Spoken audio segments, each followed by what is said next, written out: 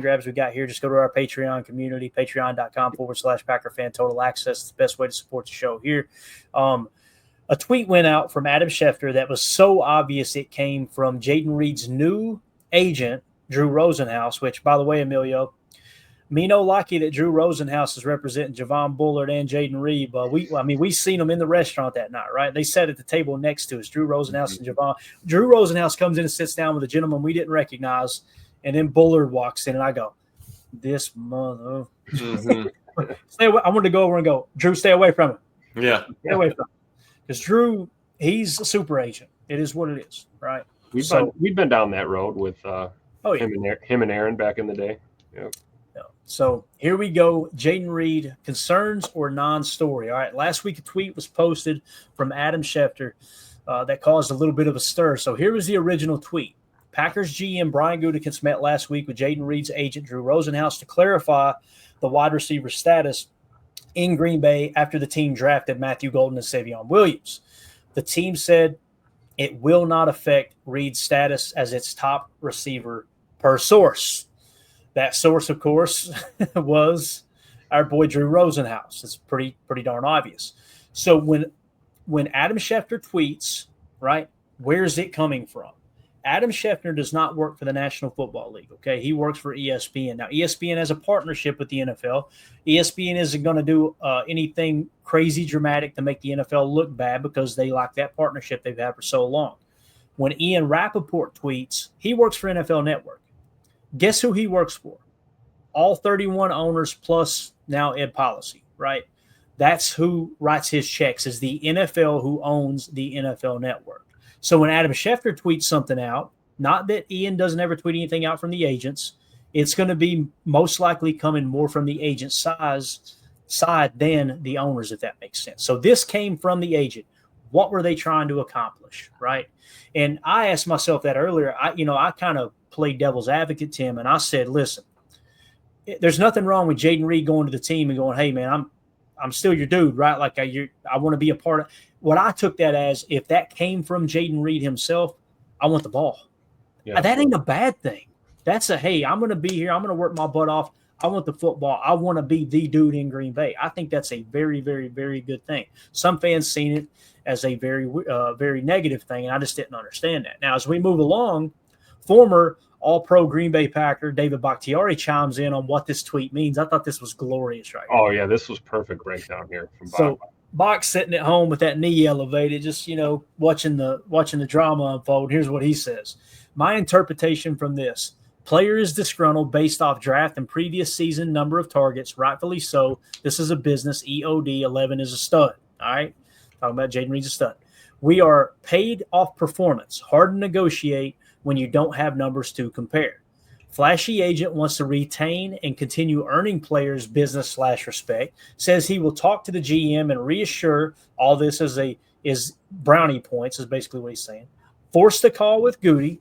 Goody says whatever the agent player wants to hear. Happy player equals good for business. Agent reports back to player, stuck his neck out for him, quote, technically he did. Player's happy for now. Agent texts reporter with large following/relationship to push his narrative to reinforce narrative to the player, uses this for recruiting down the road as an agent that goes above and beyond, means nothing at the EOD. In scene. It seems pretty accurate, right? I would push back a little bit and go, I think it's more Drew Rosenhaus. I do too. Jayden Reed being like overly negative, and Bach wasn't saying he was negative. He's put some shine on Reed's name there, obviously. What's your take on it, Tim? I thought it was pretty creative from Bach here, though, man. I agree, and I like Bakhtiari's breakdown. I think it's probably 99.9% accurate, and I'm with you. I don't think this is on Bird. I think this is his representation, just angling and due diligence by an agent, basically, and that's what those guys get those big percentages for, and they make the big bucks. That's what they do. So. And I think it's a credit to Bird, too, for kind of staying out of it. You know what I mean? Like, let the agent do what the agent does. You focus on ball. Doesn't matter, how many draft picks come in or how many UDFAs get signed. I mean, we're going to have a, merry-go-round of receivers rotating through training camp by the time we get to, July and August. So I don't know. I think I'm not going to say a nothing burger, but I fully anticipate that Jayden Reed is fully focused, and he is going to be a premier target in this offense this year. Yeah, B-Time 10 in the chat says, I heard that Jayden Reed just got a new agent. That's why. That's basically what Bach's saying here, right? Is like, that's the agent running a little victory lap. Hey, I called him. I'm on it. I'm on the job. Pump up the chest real quick. I got it. Yeah, I just want you to know that I know that you know. Right.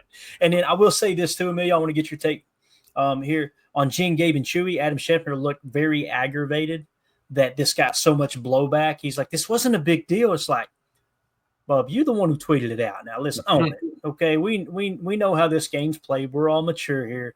Let's don't back up now and pretend like we're a victim, all right? You got your tweet out there. You got your interaction. The agent got to stick his chest out. Now let the fans complain about it. That's the way this thing operates every single year. You wanted the interaction. You say something like that, you'll get interaction. That's exactly what happened. And I think, David was – talking the truth there. I mean, he's a player. He's been through it. You can kind of see it. You want you're like, hey, I'm going to protect you. Dude needs to go out there and kind of do something to say that I'm protecting you. That now that your new agent.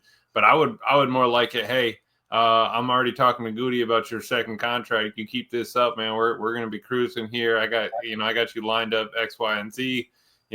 Everything doesn't need to be front and center. Yep. B-Time 10 says that's what I was thinking. He was acting like someone else tweeted. It was really weird watching him get upset. And everybody kind of got uncomfortable on the show too, because Chewy went in pretty hard the day before on Jayden Reed, which that's Chewy. That's what Chewy does. Chewy, I've noticed that a lot. It's like he forgot what it was like to be a player. I probably shouldn't say this, but I'm going to say it. The guys who played in the 90s, they act like, just get out there and play the damn game. Quit complaining. These guys are babied. If they were playing today, Chewy would be doing the same exact thing. Let's be honest about this, right? So it is what it is. All right, moving along here, Rob Domofsky. This is what I wanted to point out because, again, Jayden Reed took a little negative pub with this, right? I think we would all agree. Some of the fans were like, who's he think he is? Go out. I couldn't tell you how many tweets I've seen that said, stop dropping the damn ball, right? Just people being, what they do on Twitter, social media. So Rob Domofsky tweeted this out from the pressers from the position coaches yesterday, right? Packers passing game coordinator Jason Vrabel said Jayden Reed is up to 199 pounds from 185 when he got here as a rookie. So he's thick, Tim. He's thickening it up a little bit, man. Said, and has been one of the leaders of the wide receiver group this offseason. Now, again, Elton isn't there for contractual reasons. He's trying to get a little bit better deal, right? A little bit more guaranteed money. Jayden Reed's been there the whole time. Yeah. Right? Not only that, Vrabel pointed out that Reed has been, quote, helping Matthew Golden with every single play. Someone said that he is standing behind him on every play, kind of coaching him through this process. Because as we pointed out before, Matthew Golden is going to play a lot of moving Z most likely.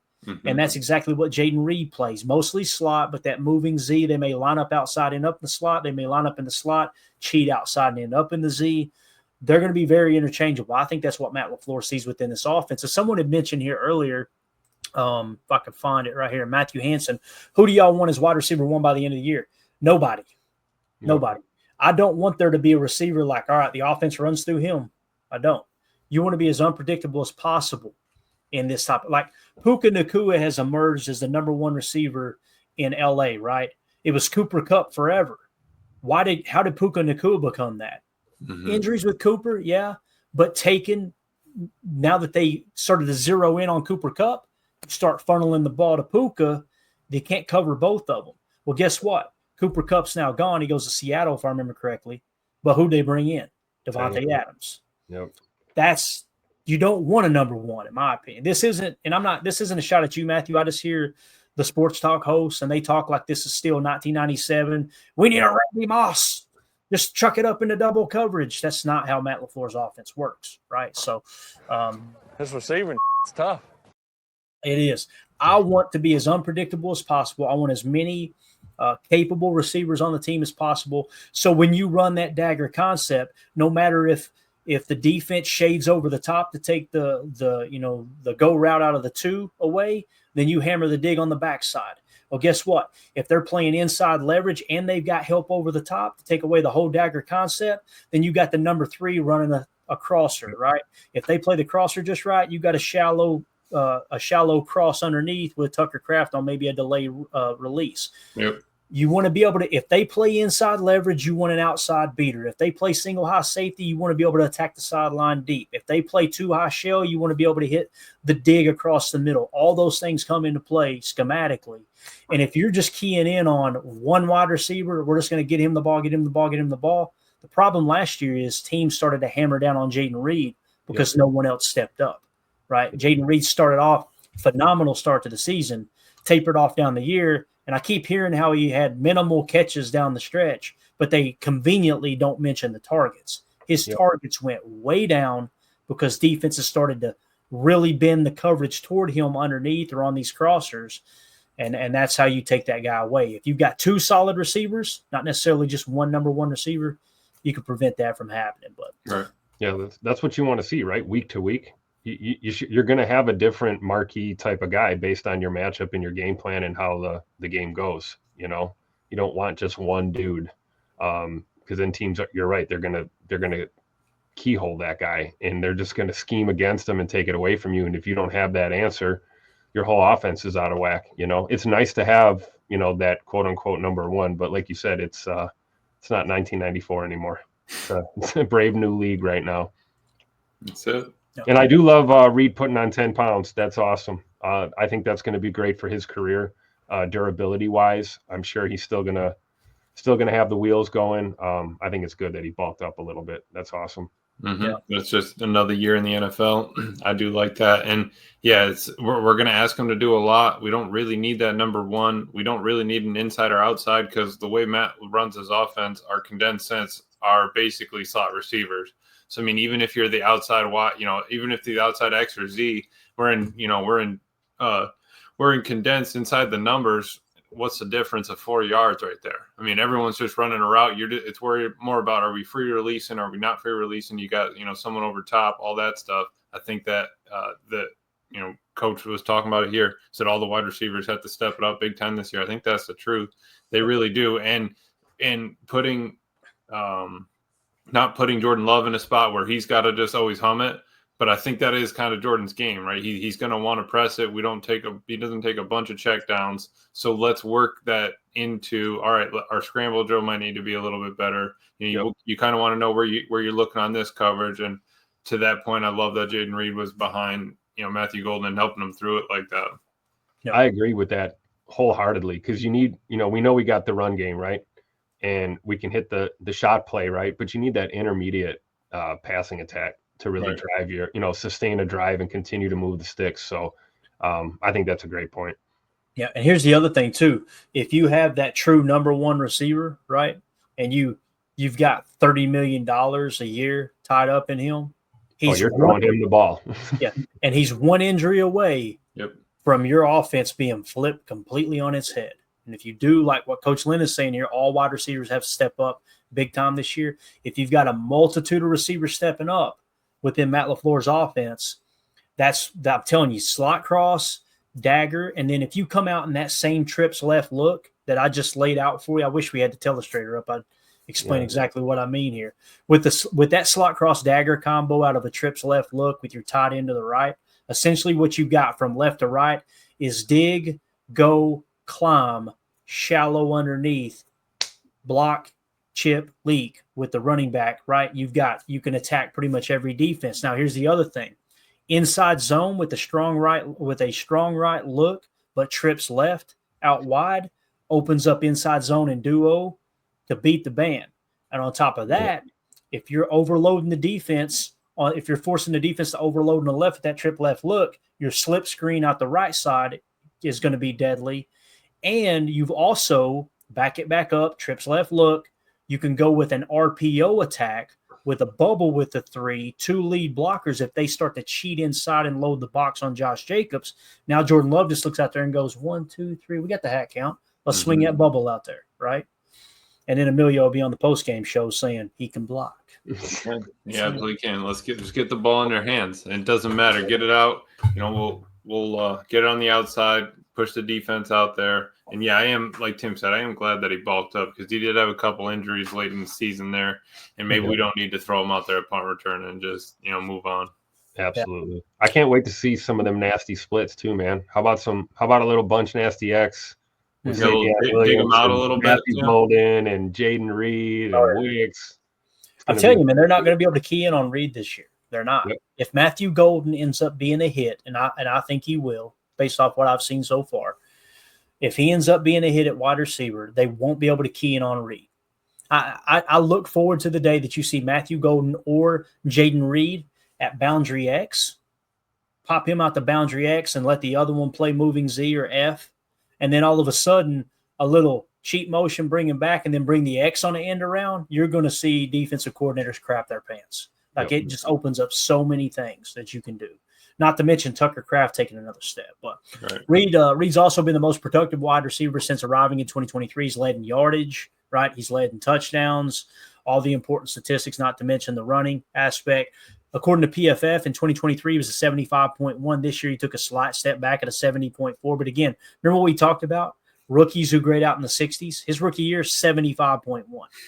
I expect Reed to be upper 70s, maybe even lower 80s this year, PFF-wise, because with the emergence of Matthew Golden, if he does pan out, if Savion Williams ends up being a hit, if Romeo Doubs is still on the roster somehow, some way playing boundary X, there's a number of different things that could fall into place to allow Jayden Reed to take another step forward. And I just want to point out his run blocking in 2023 of 50.2 jumped to a 61.4 last year. So little guys learn how to block in his floor offense. So and he's got that dog in him too. He's not afraid to engage. I think it was technique thing, and now he's got a little more weight too. So should be fun to watch, man. Yeah, I agree too with Emilio's point. Get him out of the return unit. Let's just utilize him as that flyer, as that receiver, and call it a day. Yeah, let's move on. Yeah. Yep. As Coach Lynn says here, the emergence of Golden will only free up Reed more. And like you guys just said, if you can get Savion and Miko Hardman returning kicks and returning punts, that frees them up from that as well. Right? Absolutely. So, telling you, man, I don't know what his over-under numbers will be this year. And the fact that he added a little weight, which should, like Coach Lynn was saying in the chat earlier, will lend a little credence to him staying healthier, probably being able to absorb some of that impact. And Savion taking some of those end arounds away, therefore less hits on Jayden Reed's body. I would expect Jayden Reed to take a little step forward here. If his targets hadn't gone down the second half of the season, which, by the way, another thing that people try to ignore when they try to bash Jayden Reed is Matt LaFleur mentioned we were trying to take some of those body blows off of him at the end of the year, like not over target him as much because he was getting drilled, So and we were also, running the damn ball too down the stretch a lot. I mean, targets as a whole are going to be less when you're pounding the run, Mm-hmm. Yeah. With 2 years left on his contract, Jayden Reed has positioned himself for an extension with the Packers. If his play continues to stabilize or even better improves, you can see here this year's cap hit is $1.9 million. Next year will be $2.2 million. Then he will be an unrestricted free agent, obviously being a second-round pick. He doesn't get that fifth-year option attached. So all these conversations we're having about Zach Tom this year, we're going to be having them about Jayden Reed next year. So just keep that in mind. So that'll be right around the corner. Anything else you guys want to add to the Jayden Reed talk contractually? I mean, is that not a steal? $1.9 million against the cap. I mean, look what he did his rookie year. $1.3 million. Come on, dude. It's beautiful. And if he really pops here in year 3, I mean, I think it's a slam dunk. He's gonna get the bag, right? He'll be around. So absolutely. Big pivotal season for him this year. And the fact that still our cap hit of our wide receiver core is under probably 5% total. Like that's just unbelievable. That is good. Look at the talent level we have it gives you outs. Tim, it gives you outs. If we have a problem with Dobbs, okay, all right, we got somebody back there. If you have a problem with Christian, if the knee whatever doesn't heal right back, okay, we've got a secondary plan. You got to have second and third plans ahead of time because at any point another one goes down with an injury. Hey, you're calling up. If the practice squad didn't get, depleted from people picking them off, you're moving guys up. So I'm glad that, we have a nice little nest of wide receivers that we do like, and, someone's going to emerge. Yep, definitely. Prince in the chat says Hardman for punt return this year and Williams along with him for kick return. Let Reed be a receiver and Nixon be a cornerback. Amen to that, man. Amen. Especially if Jair's not here. If Jair's not here, I don't want to see Nixon returning any damn kicks. Yeah, Put him at corner. Let him focus on that because we're going to need all the help we can get to fill that void if Jair isn't here. I hope he's here, and I'm feeling a lot better about it. I think it's more likely than not he's going to be a Green Bay Packer. I just hope it works out that way. T. Rattler in the chat says Reed had a bad shoulder in the second half. He also had a bad ankle too, right, guys? If I remember correctly. So, yeah. Daryl in the chat, Golden 4.29 speed and Williams' versatility. Damn, going to be awesome to watch them all make plays all over the field. I'm really excited about Savion. Savion's either going to be an absolute monster or he's going to suck. There's not going to be anything in between. I believe that, man. And I'm telling you, the way he carries himself, if he's a hit, it's going to be so much fun rooting for that dude, man. The way he runs with the football and working him out of the backfield too in that pony package is going to be really exciting. Yep. All right. Here we go. Coach Lynn, do you want to see Marshawn Lloyd at all on kick return? I want to see the best guy return kicks, whether that's Miko, Marshawn Lloyd. If it was Jayden Reed, I would say put Jayden Reed back there. I just don't think he's that good at kick return. I don't. I think his true value is receiver and being able to work some of this F motion. That's just and if we do have Ja, to your point, I do think you leave Keyshawn as one of your options. Mm-hmm. But obviously if there's no Ja, then you need Key to just be a corner in this defense. So I don't know. I don't know about Marshawn Lloyd at return. I don't either. I haven't seen anything. I don't think we've seen enough. I'd like to see Marshawn Lloyd run the ball. I'd like to see him at running back first, but maybe there's some other guys too. I'm not sure about some of our other corners, Kalen King or the kid we just got from Tulane. What's his name? Micah Robinson. So maybe check some of the younger guys, give us some depth there in the kick return department. Yeah, as J. Cole says here too, I would put Savion Williams on kick returner. Let him compete there too, right? So you're looking at Miko Hardman, Savion Williams, Marshawn Lloyd, which I remember Marshawn Lloyd us talking last year, Tim, if you'll remember, with the kick return changes and the rule changes. It's like this might be better suited for a running back than a top end quarterback or wide receiver speed, right? Someone who's a little more shifty because it's closer to a running play than a kick return play. Now that might make all the sense in the world again this year. So whatever it takes, man, just get the best guys on the freaking field. That's all I'm worried about. So. Absolutely. All right, boys, that should do it. I think we covered everything. Is there anything else you guys want to hit on before we wrap up here, man? Anything at all that's on the forefront of your mind? Maybe something I missed today that came across the wire or anything? No, there's a lot that I have written down that came from an athletic podcast, but we'll get into it tomorrow. But it is about wide receiver and Jordan Love and stuff. So, little teaser there. I like it. Jacob's a teaser right now. You know what I'm saying? Tim, you got anything else, bub? No, just taking a little break after tonight's show. I'll be back after Memorial Day. So miss you guys. I'll check in when I can. Just gonna take a little time off, a little digital detox, a little time with the family. So everybody needs that, man. Absolutely. But I ain't gonna lie to you, man. I love what we do here. I love talking ball with you guys in the chat, but there are some days I'm like, I think I'm overdoing it. Because I mean, you see me, you'll know when Clayton's had enough screen time. My eyes start batting like a crackhead.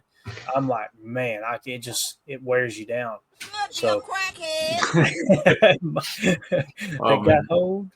Hit it, Tim. I'm gonna have to be on my P's and Q's with the drops, man. If Tim's gone, you got to. And Jacob will jump in here and try to screw everything up. He'll try to get us canceled like he always does. Yeah. Nah, but that's it, guys. We appreciate everybody. If you would hit that like button, feel free to sub to the channel. Channel's doing great. Patreon's doing awesome. Really, really appreciate everybody's support. And we're just getting started. We'll continue to build this thing out the way that you guys and gals want it built out. And that's going to be a fun year, man. I love the fact that we keep pushing Chalk Talks back because we got stuff to talk about. And here we are, May the 15th, man. It's just going to be it's going to be an awesome year, man, for sure. Mandy was looking at the schedule last night.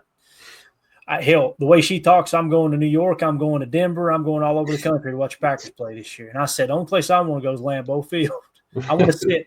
Matter of fact, you guys can't see my cursor, but this background right here If you look right below that flagpole on the right, I want to sit right up there, front row, right on the glass with some cheese curds and an ice cold daddy soda.